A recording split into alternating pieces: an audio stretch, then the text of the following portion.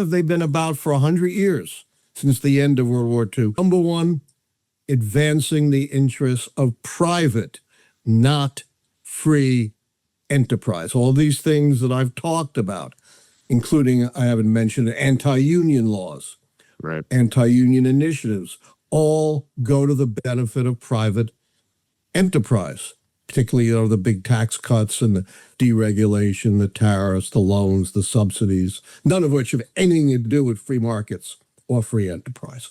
Second thing that they are really for is their own narrow, distorted view of traditional Christian, or sometimes they call it Christian Judeo teachings. Mike Johnson says, you want to know what I believe, what my worldview is, or my politics are? Just pick up a Bible.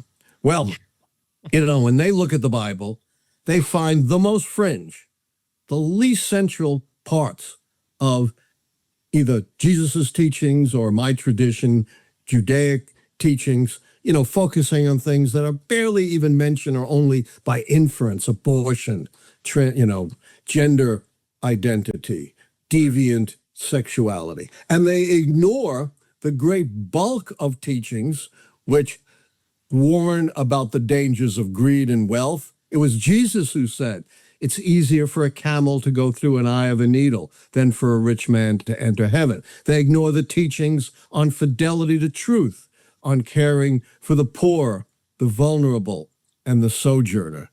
And all of their culture wars are aimed at these fringe elements. In other words, what's really going on here is their politics dictates their religion, not their religion shaping their politics.